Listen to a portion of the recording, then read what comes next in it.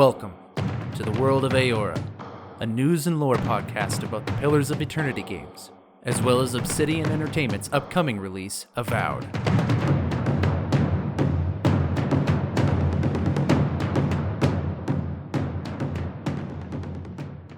Hello, fellow Kith, and welcome to another episode of the show, The World of Aora. I'm your host, Eric, aka Gingerino, and thank you so much for tuning in to another episode as we dive into the lore and news of Pillars of Eternity and Avowed as it undergoes development.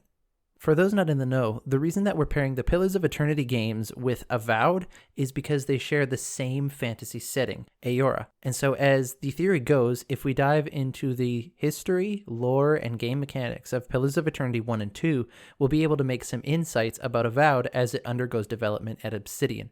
As well, it gives us a chance for those who love the Pillars games to just geek out and reminisce about things that we love about the game or learn something new about it if you haven't gotten this deep into the lore. In today's episode, we're going to be talking about the deity Abydon. We're going to be taking a dive into one of the gods. I've already talked a bit about the foundation of the gods in a previous episode, and it was a little bit spoiler heavy, which really couldn't be avoided given some of the nature of it. Today's episode is going to feature much less spoilers than that one. There are going to be some narrative spoilers for the White March DLC for Pillars of Eternity 1, but I'll save that for the end of the episode, and I'll make sure to give you a heads up so that if you don't want to have anything spoiled for you in the White March DLCs, that way you can avoid it. But the beginning and middle of this episode is going to be as spoiler-free as I can possibly make it. So with that all said, let's dive into the lore of Abydon, God of the Forge. I'm curious. What exactly did you find there? So in the last episode, we discussed who Abydon is and some names that he would go by, as well as look at a little bit of his personality traits. But we mostly spent a lot of time in a book from Pillars of Eternity 1, which could be considered the scripture for Abydon's worshippers. So if someone was a worshipper of the deity Abydon, the Daily Affirmations of Focus and Efficiency would be a book that they might consider their scripture, if you will. Now, we got a lot of this lore from one book that we found in the video game, but you can get lore from other places other than just in-game books. When you get weapons or armor, you can read item descriptions as well, and in those descriptions will be pieces of lore. This is very familiar to people who play games like, Bloodborne and Destiny come to mind, where in Bloodborne, you have a piece of armor or a weapon, you can read the item description, you actually get hints of the story that's going on behind the scenes. And the same with Destiny. In playing that, there's a lot that you can learn by reading different gear sets that kind of paint different pictures of a story going on there. And the same here for this RPG, Pillars of Eternity. Reading the item description for a set of gauntlets called the Gauntlets of Greater Reliability, we see this about Abydon. Stamped with a sigil of Abydon, these cleverly crafted gloves feature fully articulated joints. The weight of the arm guards seems specifically designed to help counterbalance that of a weapon. I want to read this because I think that it exemplifies one of the values of Abydon, one of the things that a person who follows Abydon would also value. And that's like, you could have just made these gauntlets be strong gauntlets, which they already are, but they are specifically weighted so that it'll help counterbalance the use of a weapon. And that is adding extra functionality to something. And I think that that is what a tenant of Abydon would be. That is what someone who follows Abydon would aim to do. Why just make gauntlets that are going to be good at defending? Add extra functionality to them. Now, I know gauntlets are probably supposed to do this a little bit in the first place. I don't know. I am not an armor smith, but that is my best guess. So now, before we jump into the spoiler section of this episode, I just want to give a little bit of non-spoiler history of Abydon, because the history of Abydon and a bit of what he's been through in the past is part of the spoilers of White March DLC. But I have some non-spoiler parts that we can focus on now. I'm going to read for you straight out of the Pillars of Eternity Collector's Book who Abydon is. This is the quoted description of Abydon from the book. The people who wrote the game that wrote this book put it in here to describe him. Abydon, the Iron Arm. According to ancient tradition, Abydon was once a god like most of the others, capable of taking human form. Then he was slain by one of the other gods, according to some stories, though the reason has been forgotten with time. So what this means is essentially all the gods at one point in the past had physical manifestations. They used to walk around the world of Aora. At some point, they all decided they were going to stop doing that. They were going to withdraw from the world, and they were going to let the Kith kind of make their own society. They were going to let them operate on their own and just give guidance. More on that at another time. And like all the gods, Abydon had a physical form, but it was destroyed. Rumored to be by one of the other gods, but we don't really know why. For some period afterward, Abydon was thought to have been destroyed. His immortal essence lingered, eventually taking shape and fashioning a new artificial body for itself, piece by piece. Finally, Abydon returned to quote-unquote life, somewhat diminished in power. So, because he's a god and he's still a deity, he has an eternal essence, right? He has like the stuff that souls are made of, the physical, the ethereal makeup of a soul. He still has that. And it's so powerful that it was able to create a new artificial body. With Magran's help, he claimed a new portfolio, becoming patron of industry, machines, and skilled labor. So prior to this, he was not necessarily the deity of industry, machines, and skilled labor, or at least some of those are new. And so he had a different portfolio before he was destroyed that he does now. So in a sense, he was a god of different things back then than how he is as we see him today. Centuries later, Abydon remains loyal to Magran, forging weapons for her campaigns and often appearing at her side in depictions of the war goddess meaning Magran. Though he is associated with industry and progress, Abydon is never viewed as a source of inspiration or invention, which are the domain of Hylia. So thinking of Abydon as the god of inspiration or the god of invention is a very easy connection to make because he's part of skilled trades and apprenticeship and the forge and smithing. Right? You'd think invention would be part of his domains, but it's not. Those are more the domains of Hylia, who is the goddess of the arts and the sky and birds, oddly enough. And Abydon is more about the actual work behind that. It's about the work of the forge. It's about the process of getting that raw material and melting it down and then heating it up and reforging it into something new. It's about the actual process itself.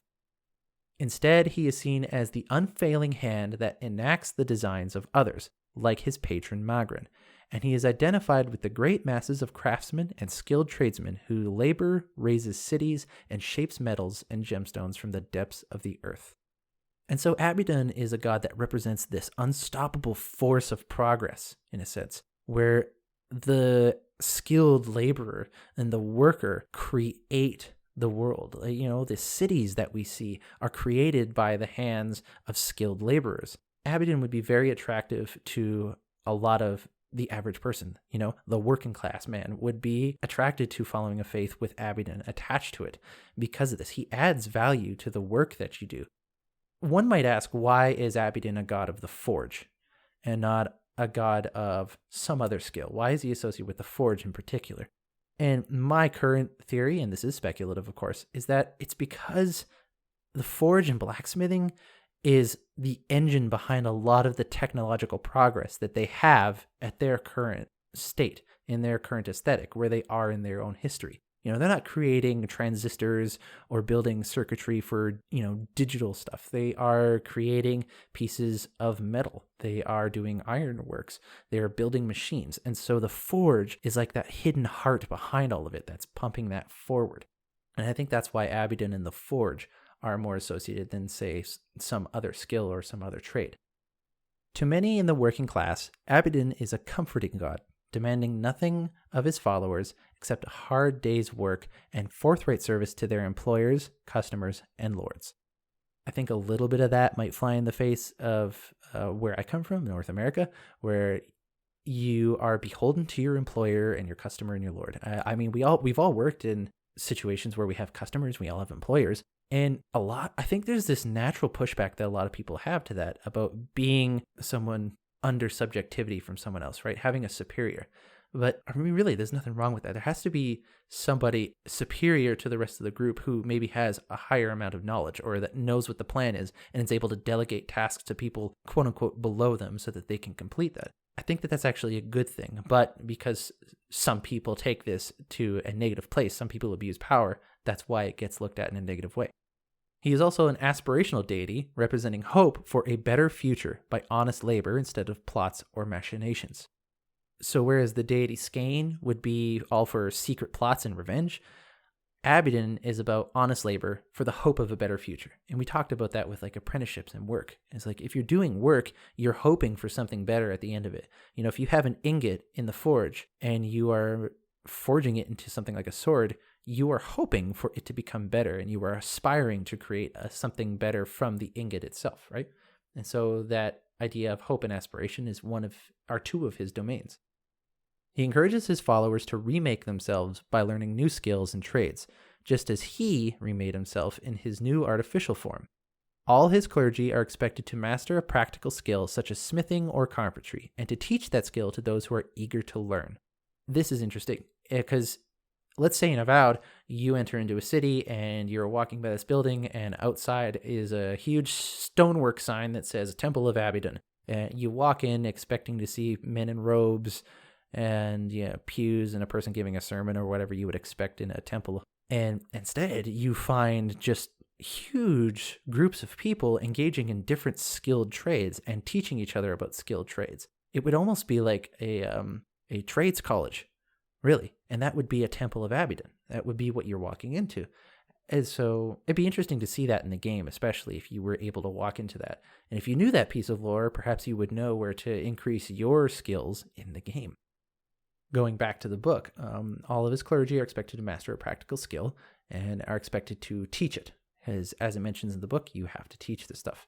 As such, Abydon has become quite popular despite his unusual form, which if you play the game, you'll know he went from being a kind of flesh and blood looking guy to what looks like an automaton.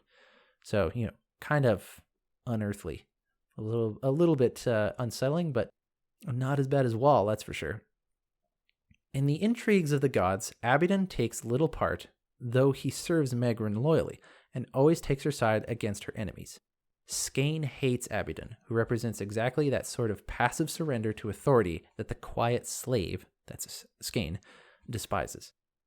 So this last little bit just kind of talks about his personality in relationship to the other gods. He tends to be pretty neutral, doesn't really care about what's going on, he's just doing his work, which I think is consistent given what we've looked at with him. And so that ends the non-spoiler section of this episode. So if you don't want to have the narrative points of the White March DLC spoiled for you, I would say tune out now. Thank you for joining in the episode. I'll see you guys on the next one. But for those of you who are wanting to continue forward and learn about the history of Abydon, keep on listening, I guess. All right, so here's the history of what we have for Abydon. This is the thing that you're going to learn in the White March DLC if you haven't already. Abydon is one of the gods, one of the Ingwithan gods, which we went over what that means in the overview episode. He was devoted to duty, preservation, progress, and industry before being destroyed. And we've already gone over what his domains are now. The gods were not interfering with the world. They entered into the world and they were part of it, and then at some point they pulled away, deciding not to interfere with the world. But in an act of self-preservation, one of the gods, Andra, the deity of the ocean, planned to destroy the Ingwithan people, and we can go over that in a different episode as why she did. But regardless, she took one of the smallest moons at the time that were orbiting Aora. Andra took one of those moons and flung it down towards the planet in an effort to destroy the Ingwithan people. Now, Abydon, being god of preservation at the time, interfered. Now again, he didn't have a duty to it, right? He didn't have to it's my job, I gotta go and I gotta stop this from happening. It was a natural expression of who he is. And so this moon's coming out of orbit, flying down to the planet, it's gonna destroy these people. Abydon, he is preservation. He interferes. So he gets in the way with his, massive smithing hammer, and he throws it at the moon, completely destroys it, shatters it to pieces, and all the pieces rain down on the planet. But one piece, the largest one, kept on the course. And so in kind of a last-second Hail Mary effort, he put himself between that piece of the moon and the Ingwithan people. And in the process, it killed him. He saved the Ingwithan people, but he himself, at least the physical version of himself, was destroyed. His body would have landed in eventually the place that would be called the White March. And if you visit the Abbey of the Fallen Moon, if you see the skeleton pieces that are in that area, especially if you look at the map of it, that skeleton is Abydon's former physical body. So that is the truth behind why Abydon was remade into more of an automaton, as he used to have a physical form that he walked around in, but it was destroyed by the moon that Andra took out of the sky. Now, Andra loved Abydon. I don't know if she capital L loved him or if it was just like, oh man, I love you like a brother or something, but she loved Abydon, and she was very sad about this. After Abydon's body was killed and his essence was reforming and creating himself all over again, she took away his memories of how he died. So he doesn't actually realize how he died. He doesn't actually know what happened. He has no memory of it. So he can't even be upset about the memory being gone. He doesn't know it. As well, she took away his tools, which are called the eyeless, which are these automatons that he created. They are essentially like his fingers in the world. They do a lot of work. They are extensions of himself. They're like robots, and they're kind of the main bad guy that you see in the White March DLC, especially the second one. They are these massively powerful machine vessels that at one point followed Abydon, but now follow Andra and do her bidding. And she is trying to keep this secret of her killing his former self from him, because apparently it'll disrupt the very tense peace that are going on right now between the gods. So she distanced herself from him and took away the eyeless, the tools that he used to have. And he ended up just serving Magran, making weapons of war and being tied to her. He lost his will to preserve after all this and gain his industry-related domains of a god as well. And so that is the main narrative that is revealed at the end of the White March DLC. As you're engaging with all of these different narratives with Abydon and Andra and the gift bearers, which are followers of Andra, you come to realize that the memory of Abydon having been killed and whose fault it was taken from him. And so that's an important part of the narrative for the White March DLC. But that's all we have for today's episode. Thank you guys for tuning in. I'm really happy that you guys are enjoying this episodes. On one of the ones previous to this, the amount of listens I had on all of the episodes collectively nearly doubled. It's super humbling to see people enjoying this. And thank you again for some of the feedback I've been getting. I've gotten a couple emails from you guys, and we've been emailing back and forth. It's awesome talking to you guys, so thank you so much. If you ever want to reach out to me to ask a question, offer encouragement, offer criticism, or reach out for anything, you can reach me on Twitter at World of Aora, or you can email me directly, worldofaora@gmail.com. Thank you guys so much as we dove into the lore behind Abydon, god of the Forge. Keep up with me in the next episodes where might cover one of the other gods. I might get into the history of the Deerwood. There's a few things I have down the pipeline that I want to work on. But thank you for listening. I've been your host, Eric, aka Gingerino, and I'll catch you next time.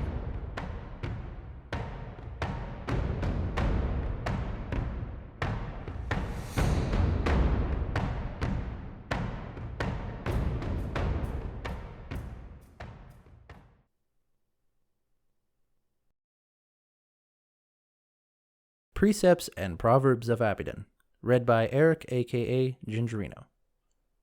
Chapter 1, Part 1. For every work there is a practice. Arm yourself with skill and temper your labors with patience. Strike only when your medium is ready. Do not work cold plate. Brittle steel is worse than a treacherous friend. Temper your work lest it shatter like glass. Fools praise appearance, but the master praises strength. True virtue lies in work well done. Pattern-welded steel shall be folded no fewer than 7 times. The finest smith cannot shape poor metals. Set your hand to steels that have been properly treated with charcoal. Like a room full of discord is a forge with uneven heat. Do not let it pervert your metal. As the blows of the hammer speak to the steel, so the color of the steel speaks to the smith. Like a babe is heated steel, fragile and easily corrupted. Handle it gently, lest your haste twist and warp it. Do not neglect work that lies hidden and unseen, for a shoddy tang can break the blade. The wise smith works carefully and anneals but once. The careless smith weeps to find flaws after the steel has been hardened and tempered. As a blade drawn in multiple heats is work done in its proper time. Thus concludes Precepts and Proverbs of Abydon. This has been a World of Aor recorded by Eric, aka Gingerino. Proverbs and Precepts and Pieces of Wisdom of the deity Abydon, the Iron Arm.